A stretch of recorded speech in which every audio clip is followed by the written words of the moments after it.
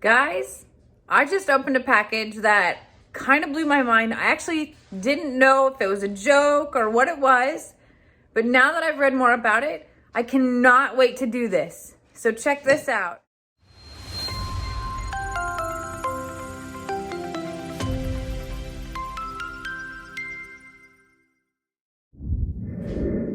That's not just glitter, it's liquidy.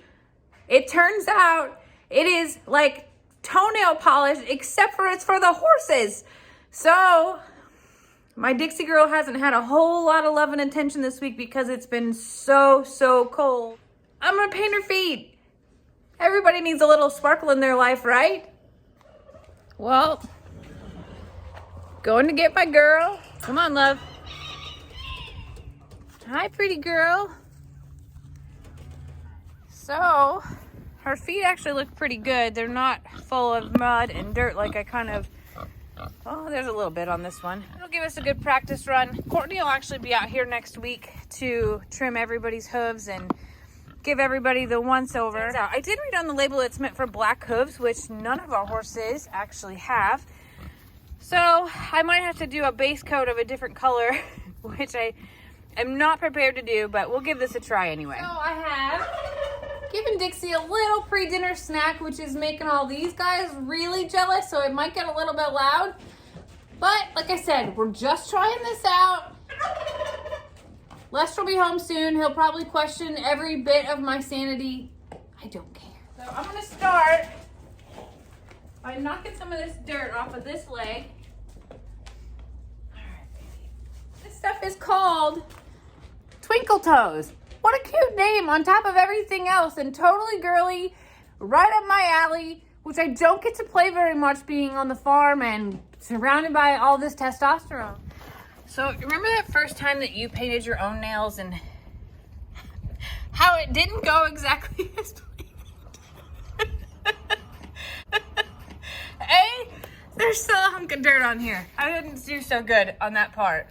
B, it's sort of all sunk to the bottom, and I would say that we definitely are going to need probably an undercoat of something, and maybe black as it, since it says it goes best on black and it just makes the black pop out. But it is really pretty. It has a lot of glitter, and I love glitter. I don't get to use it very much, so I'm gonna roll with it for here. This is so, I do have to say, it's pretty flashy. Even Cornholio digs it. He's like, look at all that bling on your toes, Miss Dixie. It is cute. And it matches your halter, baby. Well, I think that Dixie likes the polish. Cornholio really likes the polish because he has followed her from the back to the front. Maybe I'll paint his next. I'm not sure. All this has made me think of when I was a little girl and I got my first makeup set. I was young and it was kid makeup, but it was at my grandma's house. And it wasn't at my grandma's house very often, so it was really special to get to go to play with my makeup and get to put it on. And it's funny because I know, just like every little girl that tries it on for the first time, that I probably had eyeshadow beyond my eyebrows, like up on my forehead. And my blush probably was as red as a fire truck. Lipstick probably on my own teeth and everywhere else. But man, it was something special. It really was. It was something that, like, you felt older, you felt cool, and I don't know, you felt like a girl. This is embarrassing. I just got rid of my first caboodle when I moved to Texas. I had it that long.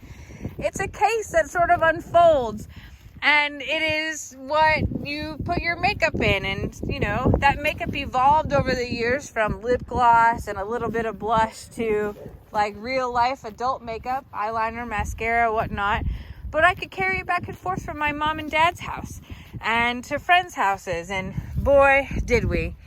Whenever I hit middle school, glamour shots were a big thing. Yeah, I know that there are a lot of women on this page who know about glamour shots. Probably had them done. They were in the mall, and man, they did your hair up all bouffant, gave you some fancy, they did your hair up all bouffant, gave you some fancy clothes to wear on top, did your makeup, and you would hold on to your collar. Maybe your nails were done too, and they would have pictures taken. Maybe it was you and your best friend, or you and a sister, or whatnot. Well, we were poor. I never got to have glamour shots taken, the real glamour shots. So my friends and I would do them.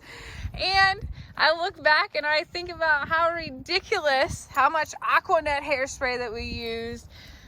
Oh my gosh. And I don't even think, I mean, eyeliner wasn't even that big of a deal then. It was really blush and lipstick and, man, sparkly, glittery nail polish. And what was hilarious is that we would put on, maybe somebody was in a wedding and had their leftover bridesmaid dress on, or dress at their house. We would wear that. We would wear, like, somebody in our friends group was a cheerleader, so everybody would take turns in all these different outfits, and then we would take pictures. Now the funny part is there were no digital cameras in those days, so you didn't know what those pictures turned out like. You had to wait to go get the film developed. Now, sometimes you had to save up money, maybe do some babysitting to be able to afford to get that film developed, because you could drop it off for free, but you had to pick it up. So by the time you got it back, it could have been 6 months since you actually took those pictures. I mean, we were young, we didn't have money. So I still have some of those pictures. I will try to find some and put them in here. It is ridiculous, the things that we thought that we were just glamming it up and just beautiful, and this was our own version. But man, we were nowhere near. We knew nothing about backdrops, we knew nothing about lighting, and it was a camera that you just looked through the little box. It might have even been a disposable camera at the time, and you had no idea what those pictures were going to turn out like. So there's all kinds of, girl bedroom stuff in the background, and oh man, it makes me laugh to think of the things that entertained us then. But at the same time, I'll never, ever forget those memories. And I feel terrible for kids today and the things that are so instant for them that they have no idea the amount of patience and the unknown that was there for us. Everything is at their fingertips today. There's no such thing as glamour shots anymore. I think now most people do boudoir photo shoots instead and pay a whole lot more money and do those as adults instead of, as young middle-aged school girls, thank God.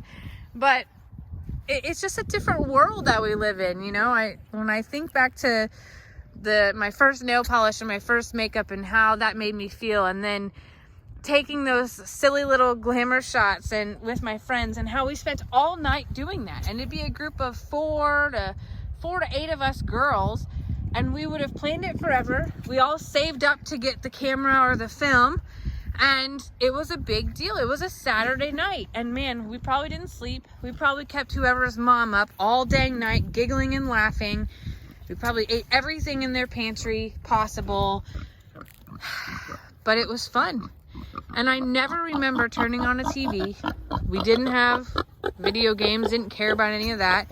Of course, there were no cell phones. There were no, nobody to text. There was no such thing at that time. And life was just simple. I think the biggest thing that we did was maybe prank call somebody.